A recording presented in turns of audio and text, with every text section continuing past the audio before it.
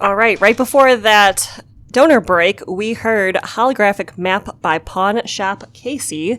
And in the studio right now, we have John Sponberg, who is Pawn Shop Casey.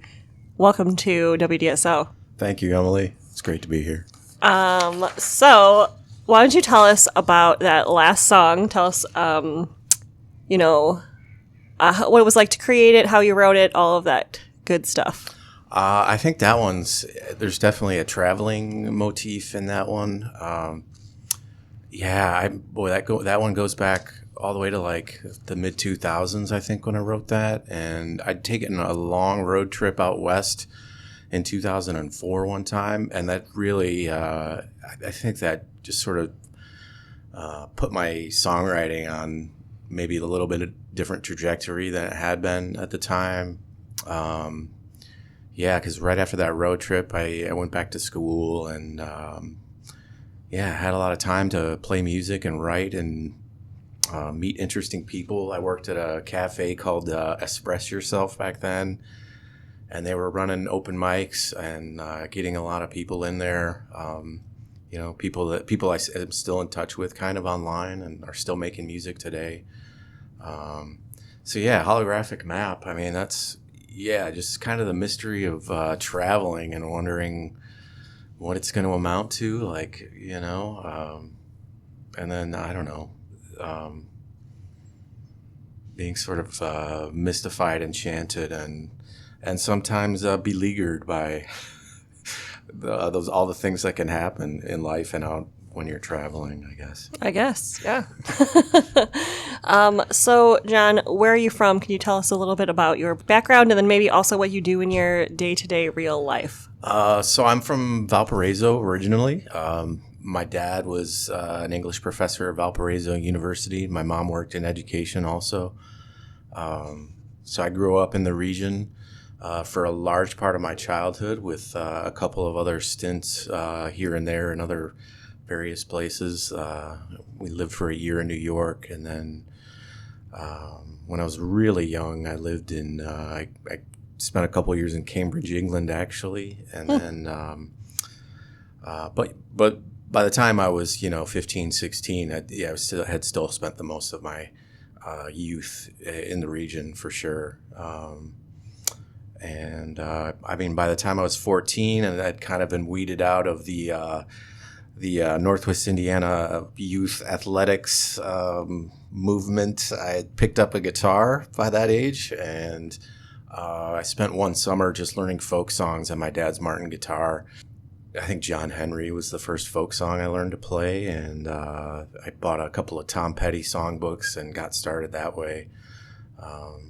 And I played in bands on and off as a bass player, for years and years. And then eventually I became an English teacher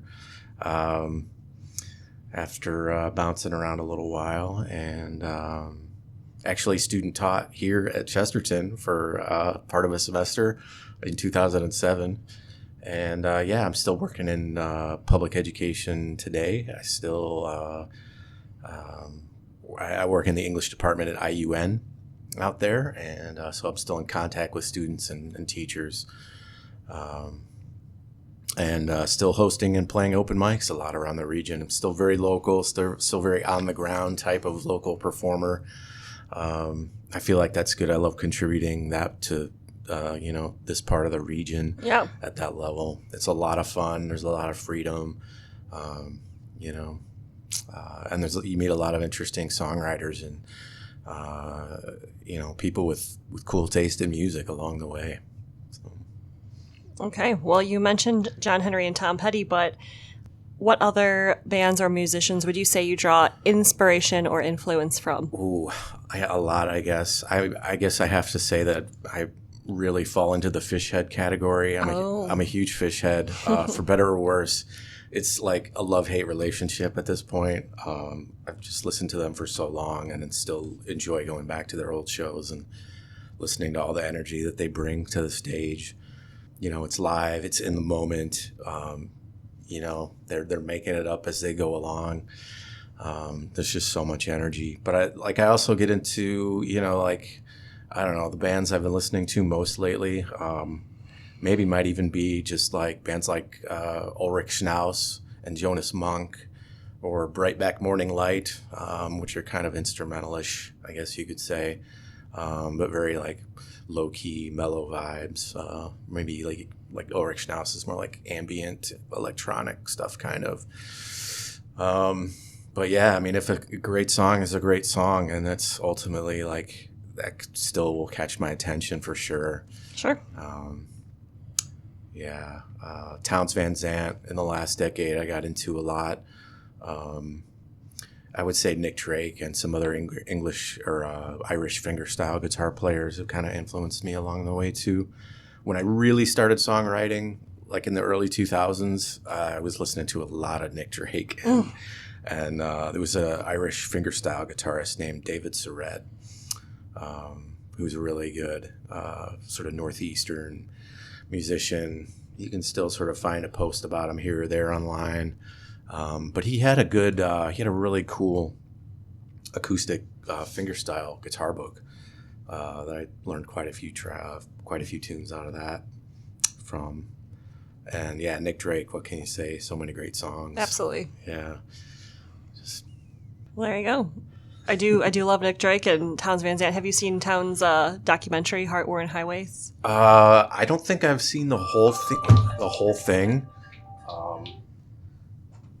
I know I've seen clips of him playing at least a couple of songs, and there's another clip where, yeah, it just looks like they're out in the bright morning light, maybe enjoying some beverages at too early in the morning, perhaps. But yeah, I haven't seen that whole thing. It's really, I highly recommend it to you and anyone else interested in that era of singer-songwriter music. Definitely. Okay. I will try to track that down. The self-titled album that he has from 1969. It's just called Townes Van Zandt. It literally is end to end, just a masterpiece. Yeah. Like it's sort of mind-boggling. Yeah. That record.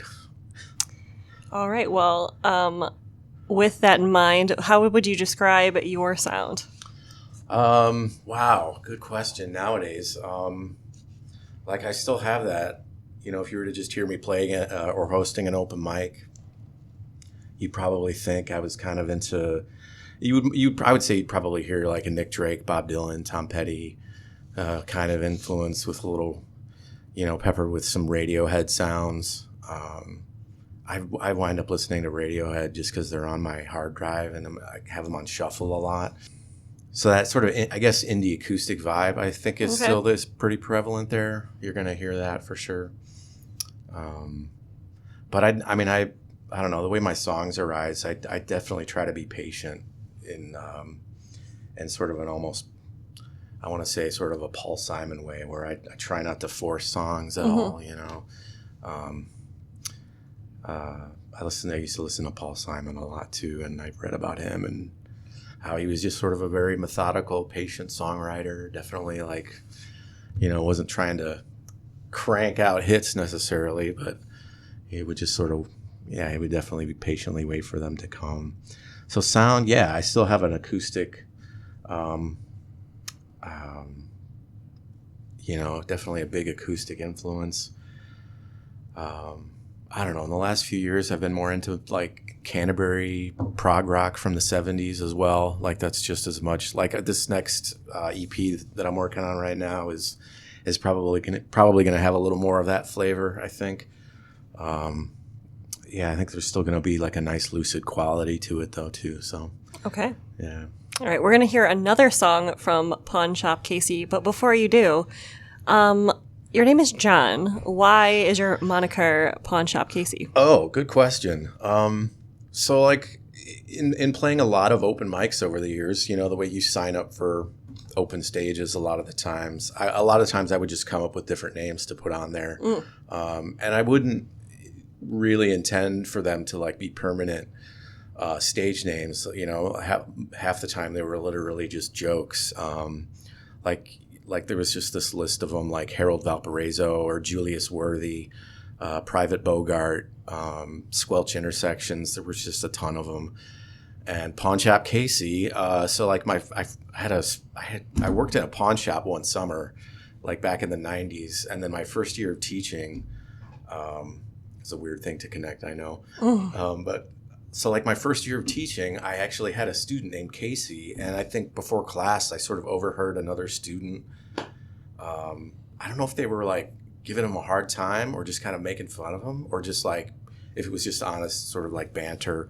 And it sounded like somebody had called him a pawn shop Casey.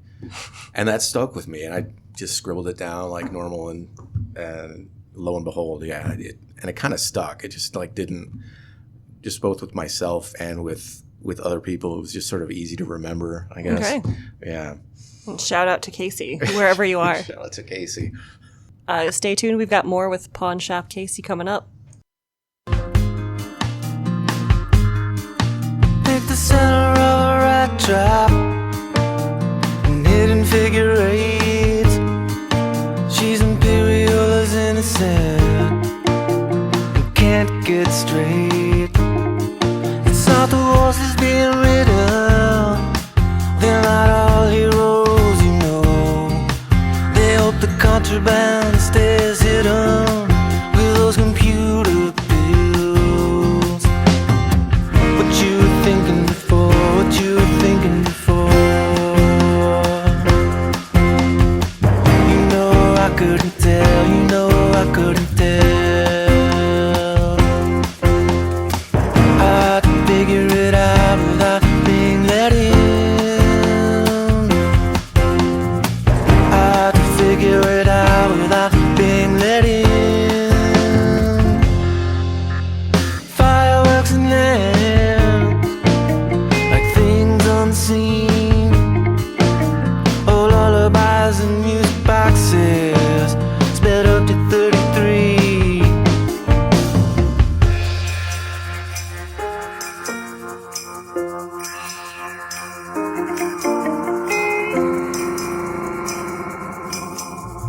Yellow makes them nervous, red makes us see.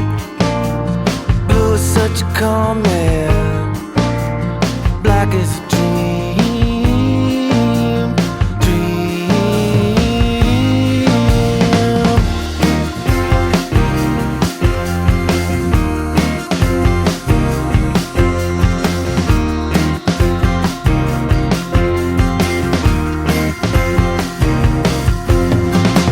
What you were thinking before, what you were thinking before.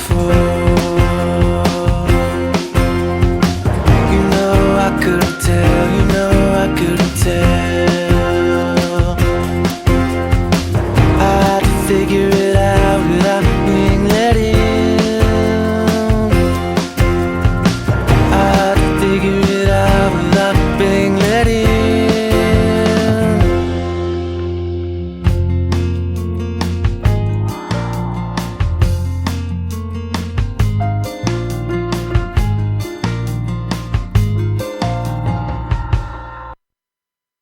All right, that was another one by Pawn Shop Casey. And why don't you tell us about that song? Couldn't tell. Wow.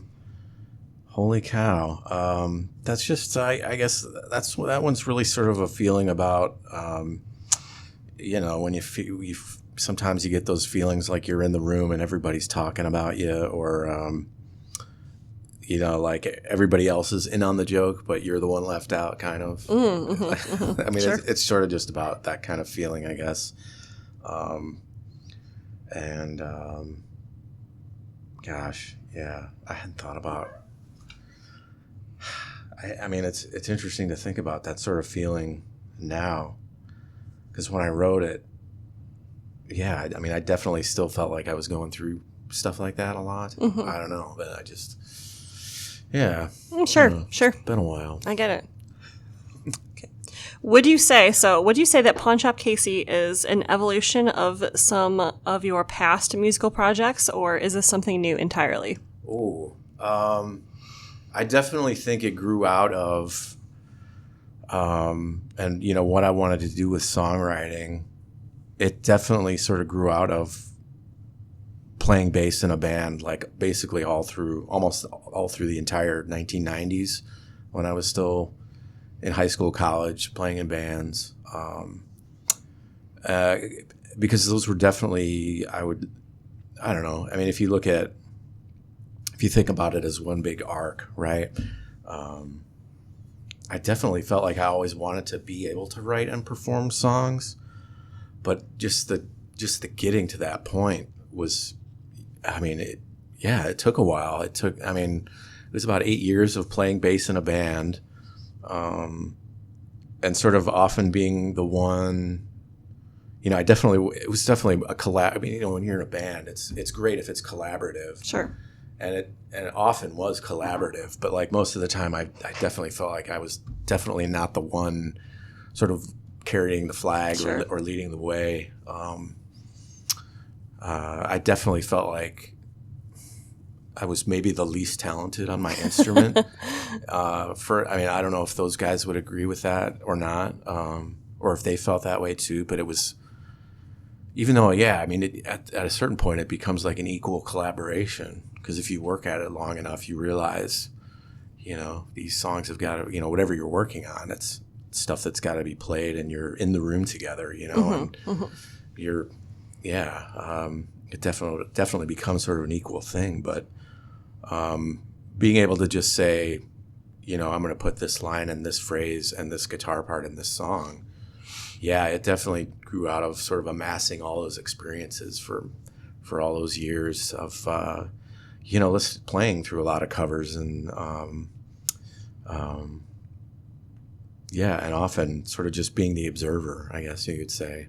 Sure. Whereas Pawn Shop Casey, it definitely grew out of that, where it's fun to be able to just sort of hit the go button Sure. on an idea and be able to finish it. That's still, ultimately still the goal, is to be able to come up with new ideas and new music, and that's it's a lot of fun when that all comes together, for sure. Yeah. So you talked about playing bass and you play guitar. Is there any other instruments you play? Well, I dabble in harmonium, and wow. I mean, I would love to be able to play the accordion and mandolin. I did play piano I took lessons for about 3 years in high school, and then I tried to really make an effort to just sort of play on my own for maybe 2 or 3 other years, in college and after. But that's about it, I would say. Bass and guitar. I could pick up a triangle and just go to town. Right. Takes a lot of talent to do that, though. So, okay. So, where do you record your music? Oh, so great question. In Valpo for quite a while, in the late 90s and 2000s, there was a studio called The Alley in Valparaiso there. And so like those sort of album length demos I have on my Bandcamp page and the Pawn Shop KC EP, those are all recorded at The Alley, which is like downtown Valparaiso. Often in a day, like for those first 3 acoustic things, it was like 10 songs in a day, or I think one of them we did 10 and then 3 later. And then with the EP, it was like 3 days of live recording, and then, maybe some spot work of instrumental additions here and there. But yeah, and it was a great room. You could still find episodes of The Alley in Valpo on YouTube, when Mark Nelson was running that studio and having bands come in and play live. Like the Freak Johnson episode is still up. Classic episode, and Shades of Grey with Dave Ferris. Rest his soul. Rest in peace, Dave. I think their episode is still up there too. And they did a number of bands. It was just a PBS show called The Alley that they were running out there in the studio, and so it's sort of odd to think, the studio isn't there anymore. We all heard that the building was sold, and the guy who owned it was gonna turn it into apartments, like tear down the whole whatever was there, and then turn it into apartments. And lo and behold, that building is still there. It's still the same, basically the same structure. So yeah, there's no studio there. Well, darn. Well, you recently recorded though, right? Yeah, I've been so an associate of Mark's does recording here in Valpo as well. A guy named Ryan Herma, and I've only just met him and been introduced to him and worked with him a little bit so far, and on some new things that are, definitely hopefully going to be finished within the first part of this year, and things are sounding good. Good. Yeah. Okay. Well, you said, how long has it been taking you to put out this upcoming release you're working on? How long have you been working on it? We're kind of taking our time with it. We've got some demos recorded that we're sort of working around at this point. So in this case, and this is different than how we had done things before for sure, but it's going to allow us to sort of approach the songs more methodically, I think, and sort of using the studio as an instrument. So just in building off even just like a phone demo, Ryan has been able to get drum tracks laid down on each of these, just as sort of scratch drum tracks. Sure. And then we're going to probably re-record some acoustic parts and some other and maybe a couple of other minor instruments here and there, and then get live drums, and then add some live guitars again as well. Okay. That's just, that's the sort of basic idea behind it, so that it can sort of go back and forth, so we can get things locked in and good sounds and tight rhythms and stuff like that. Okay. Yeah. All right. This one coming up next is called Yours to Paint, and stay tuned for more with Pawn Shop Casey.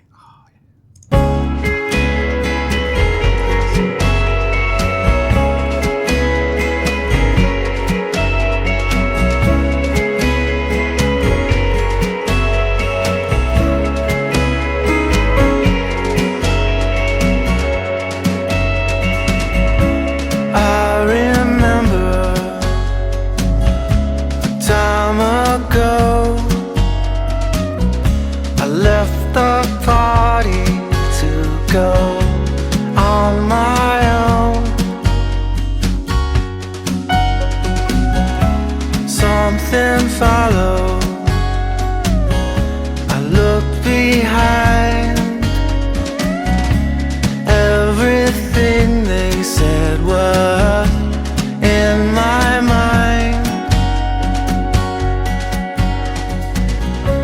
Choose your pictures and choose your frames. All the colors are all yours to paint, yours to paint, yours to paint.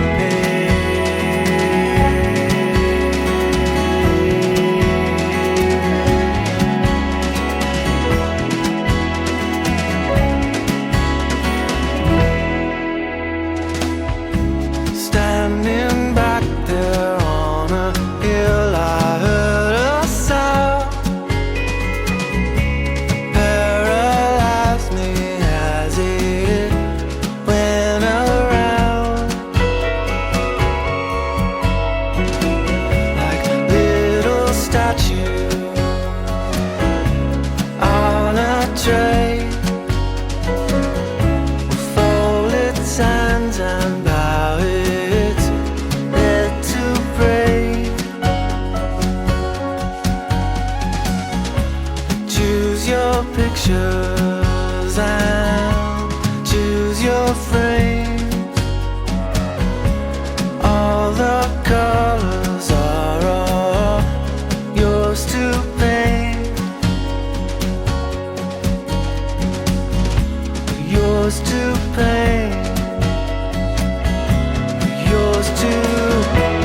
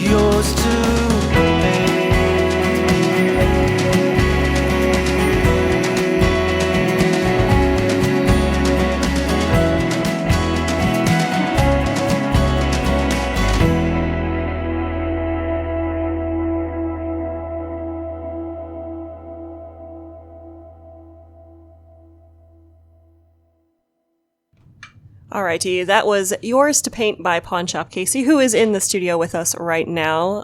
Can you tell us about that song? Yours to Paint, I think, was definitely having worked as a teacher. I'd worked as a teacher for a few years by that point, and like I don't know. Sometimes you write a song and you think of it like as, if I'm dead and gone, and I just want sort of people to remember one thing about having known me. It's just like, look, your life is yours to do with it what you choose, and you get all these colors and choices in life, and it's your picture to paint, basically. Definitely. Yeah, I don't know. There were one or two other songs that probably influenced that. There was a Guided by Voices song called Yours to Keep, which just the phrasing of Yours to Paint kind of came from that. But I think the songs are obviously completely, if you know them, they're just completely different songs. I think there's an allusion to Joyce in that as well. Joyce has this, James Joyce, the author, has this story called The Dead, where these characters are like, I think they're either commenting on or coming home from a party and sort of mocking a statue, and the idea becomes about this idea of paralysis in some way. And so like I wanted to juxtapose, this idea of forward motion versus being stuck in one place, basically, with that. And yeah, I mean, like, yeah, just the idea of you should just grab any color you can find and paint with it however you like, as long as you're not, stepping on anybody's toes. Sure, yeah. Okay. So, what would you say are some of the goals you have coming up for your music? I definitely want to continue to be able to play and host open mics around the region. I have also, and I definitely I really hope to finish this EP, within this year, if not the first part of this year, the first half or so. I know there's at least two other recording engineers that I would like to work with still, that I know of in the region. And I'd love to be able to work with them as well and record and again, sort of use the studio as an instrument. One of my old friends and bandmates from another band I was in called Desk Rabbit, he and I have been playing a little bit together as well in a more experimental capacity. And he brought up the idea of playing out more with, two or three other musicians as well. And he's kind of like actually more of an electronic and synth guy. And so we've just been sort of doing like electric guitar and modular synth work, basically. But we definitely want to have a fuller band approach with that if we were ever to play out. Yep. So, yeah. So this year I felt like 2024, when the year started and as 2023 ended, I definitely just wanted to turn the corner and hit the ground running and, really get back to being more proactive about, playing music, yep, writing, being a little more, definitely more proactive as far as getting ideas down and getting out there for sure. Okay. Well, you talked about hosting open mics and playing open mics. Do you have any coming up? I think I've been asked about February or March at Front Porch Music. I think those are maybe the first possibilities. If not then probably one or two in the summer months. As far as gigs go, that's it for now, though. Yeah. Yeah, so that's it. Do you remember what day? I used to be long ago a Front Porch Music open mic goer, but I don't remember what days are they on. So now they've been doing it on the third Thursday of every month. Okay. It used to be a weekly thing leading up to the pandemic, but the pandemic ground a lot of things down, obviously, and Front Porch they've still been doing every third Thursday. Okay. Yeah. Third Thursday at the Front Porch Music in Valparaiso. Cool. All right. So, next. Do you think, this is an interesting question. I like to hear people's responses.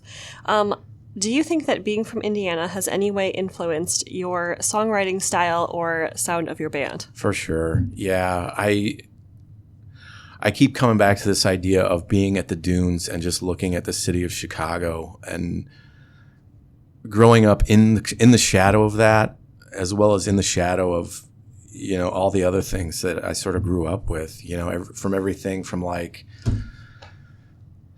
Reagan in the 80s and Bobby Knight. And I don't know, I don't know. I don't think of myself as an angry young man or anything like that, but like, I don't know. In some ways I feel like, yeah, it's everybody's job, if you're an artist, to have a little chip on your shoulder and make sure that you're able to do more and be a little bit more savvy about creativity than say what you hear coming out of Chicago all the time, I guess, or the mainstream for sure.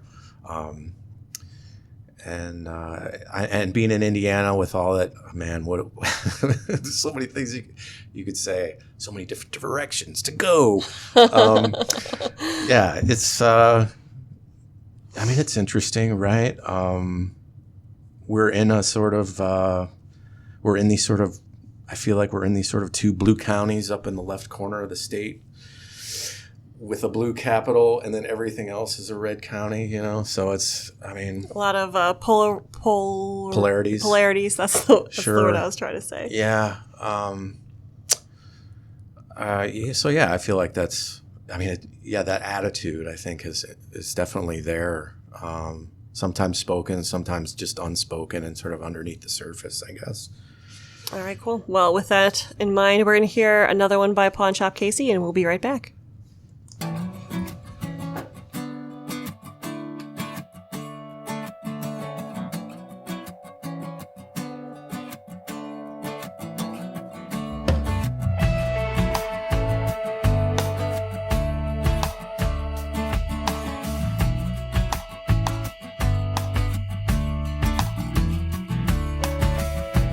How can the earth keep on spinning?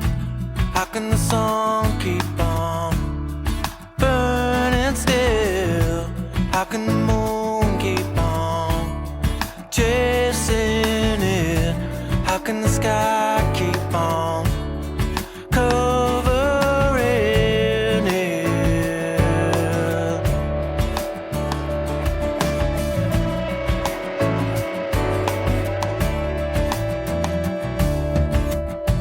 How can I dream when my eyes are open? How can I hide what my eyes are showing? How can I hear what they'll leave unspoken? How can I keep what gets stolen?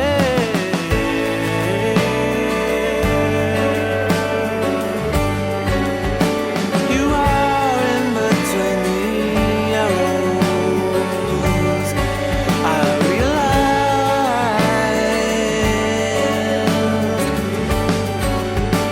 you are in between the arrows in your life.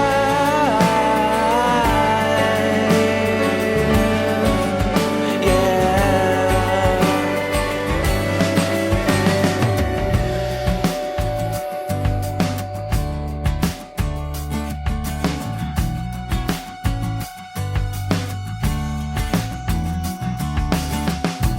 How can the road keep on winding? How can the lines keep on dividing? How can the dark keep on scaring you? How can the light keep on shining too?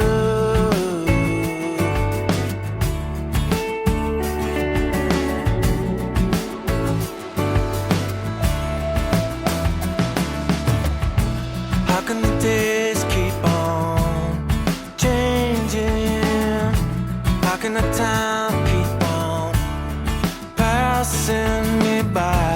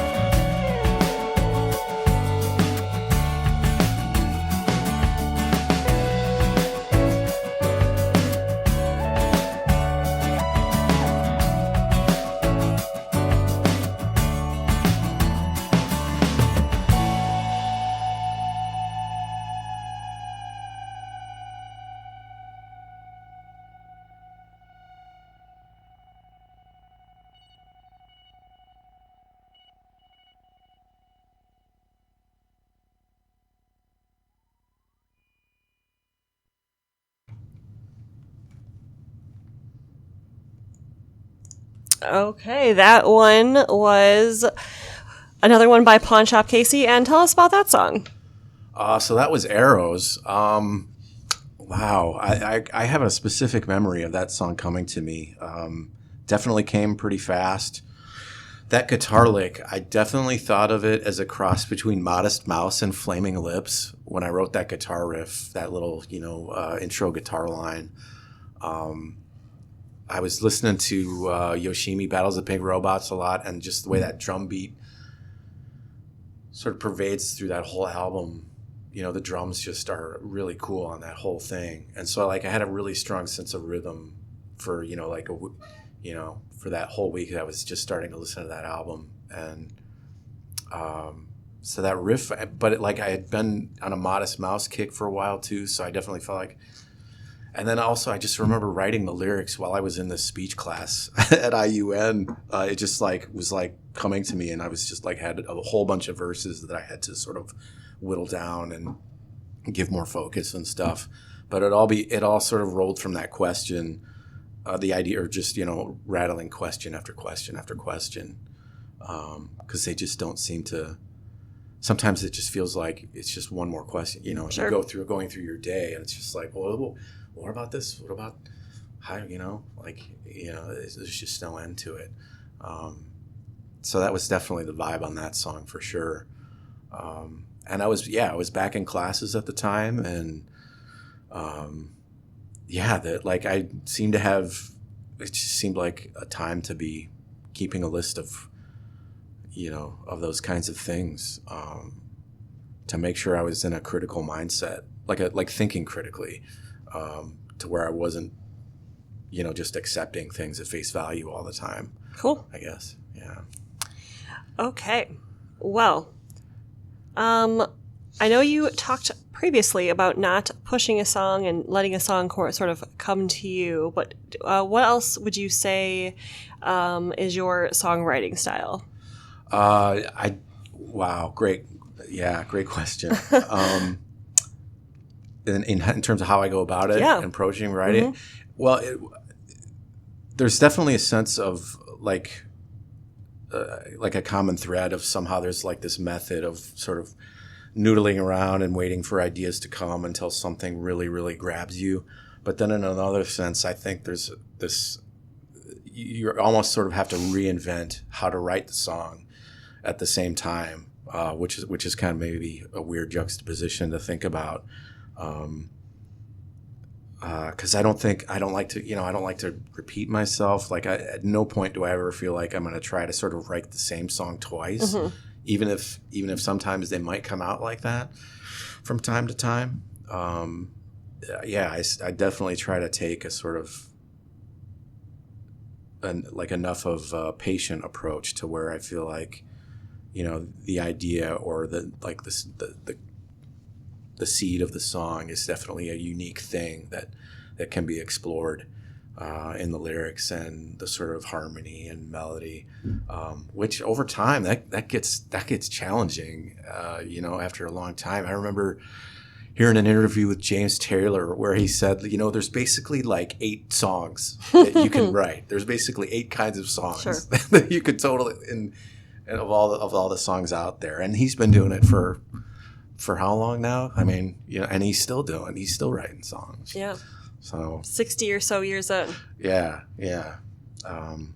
But yeah, I definitely like to, in terms of being on the guitar or occasionally the piano, it takes me a lot of noodling around and sitting with it and, letting a season pass sometimes before another one will come or a good idea will come. Yeah, for sure. Okay. Well, this doesn't have to be a direct influence on your music, but what bands or musicians have you been listening to lately, and what draws you to them? Wow. I'm still listening to Fish a lot. I'm totally a Fish head. I love Fish.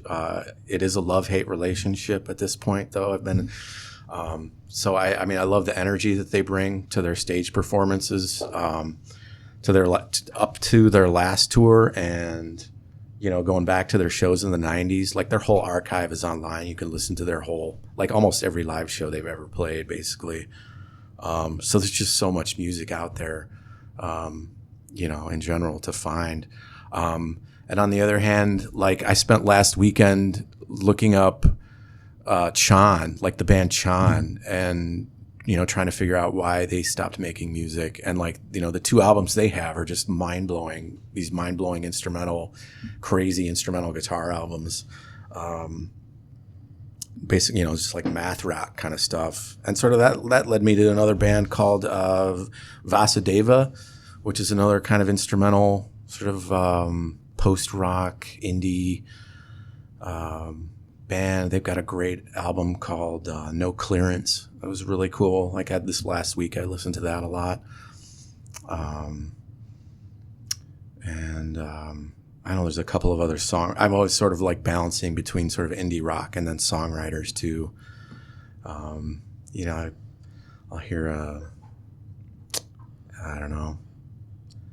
It's like local people that influence me as well. Like, I don't know, Kate Myers. Do you know who that is? I do vaguely know who that is. Yeah. I think that we have mutual friends. Oh, okay. So, yeah. I mean, like, it's weird how local songwriters still sort of influence me too. There's a guy named John White, who was in a 90s Valpo band called Social Sometimes. His sort of songwriting sort of influences me to this day, I think. Just sort of a really quirky indie acoustic vibe. I don't know, like I still listen to Tom Waits a lot. You're one of those people. Yeah, I love his great. I mean, his great songs are just amazing. I think. I know that. Yeah, I guess his voice isn't for everybody when he's really, really going.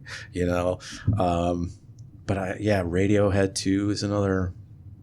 They seem to be sort of a constant influence. For some reason, those guys have just seem to weather the years. Like those albums, OK Computer and Kid A, like those are still just hugely sort of influential. And Hail to the Thief as well, In Rainbows. Okay. Yeah, those are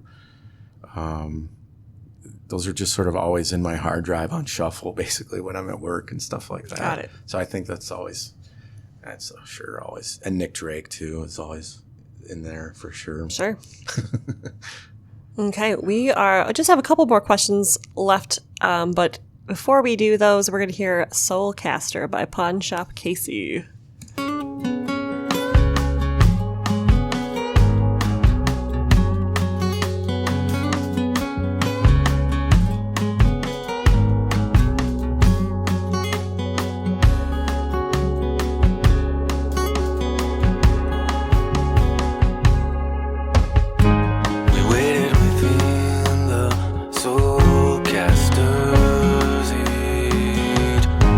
For us to see and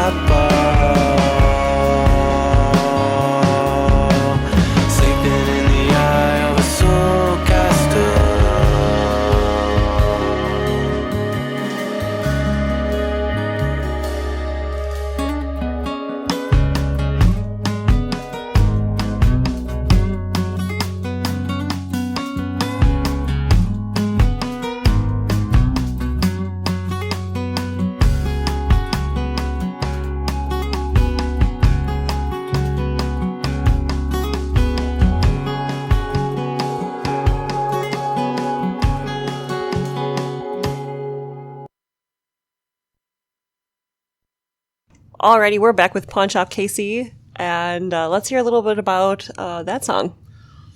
Oh, Soulcaster. So that came from that guitar riff, I think, and then I had, for some reason, a song structure just sort of emerged to go with it really quickly. I think I wrote that one while I was teaching here, or student teaching here, as a matter of fact, here at CHS for sure. I was listening to Pentangle, Soundgarden, and Alice in Chains a lot when I wrote that that guitar part. There's a Pentangle riff, and there's a song called Bruton Town, where I think that Soulcaster riff sort of directly kind of comes right out of that. I think it's that sort of weird kind of loopy vibe on an acoustic guitar. But there's a couple of other, like there's that I think Pretty Noose has a similar kind of riff, and there's one other Alice in Chains tune that has a similar. I mean, growing up in the '90s, you just couldn't not know those bands, basically. Yeah. For sure. So yeah, I mean, that definitely an influence there too. Cool. Yeah. And I think I took a very Courtney Taylor approach to the vocal line there from Danny Warhol's as well there. I can hear it. Okay, so is there anyone in your life that has been extremely supportive of your musical career or impactful during your formative years that you would like to give a shout out to? I mean, my parents, all my music teachers. You're gonna make me cry if I think about everybody. Seriously. In high school, I had a great guitar teacher named Dan DeVries, and also a great piano and voice teacher named Diane Roscoe. I know a lot of people still remember both of those teachers. They were just great musicians, both of them, and just great communicators about music as well, and definitely encouraged and pushed you to perform, to practice as hard as you could, and just soak up as much as you could, like, you know, as much different kinds of music as you could as well. My parents too, yeah, they pushed me a lot, and sometimes to the point where we were butting heads, you know, almost. So there's definitely like you're slacking here. You're not, if you're gonna commit to something, you know. Yeah. So I mean, those were the big four, I guess. And then also, my choir teacher in high school, Linda Springer, Linda Schoenbachler was also, has to be a big influence. My teachers at VU, Marsha Lewis, Ralph Klapis, Christopher Koch, our choir director, all of those people, and all of the people that I played with, like in high school, Brandon Cochran, Zach Molasto, like in the 90s, like those were like, you know, my blood brothers, basically. We were just like, you know, pushing each other, laughing, giving each other a hard time, and, you know, playing music together. Cool. Like it was, you know, all that there was, basically. All right, so that's pretty much going to wrap things up for today's interview. But before we do, can you remind us again, or tell us again, where you can listen to the album and about where they'll be able to see you soon? Sure. So I've got my Bandcamp page set up and running. Has been for a while now. It's just Bandcamp/Pawn Shop Casey, or you can Google Pawn Shop Casey and it should come up. And so yeah, I should have another. And there's like 3 acoustic albums up there and 1 sort of full band EP, and there should be another. Yeah, definitely working on getting a new EP up this year for sure. And that'll be up. And yeah, I'll definitely be trying to play at and host at Front Porch Music this coming year as well.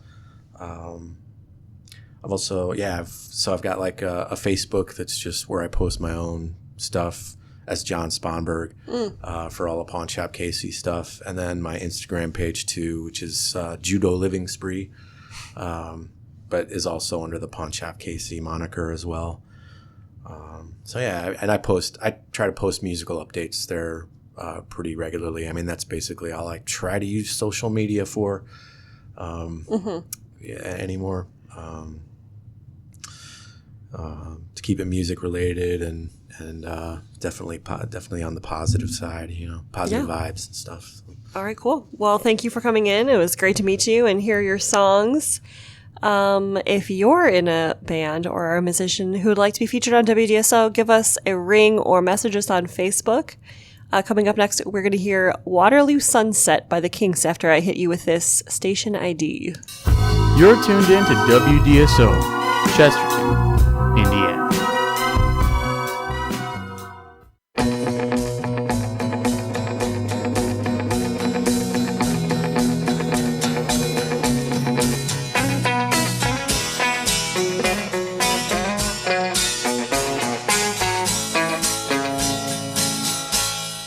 Dirty old river, must you keep rolling, flowing into the night.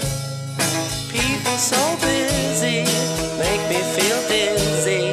Taxi lights shine so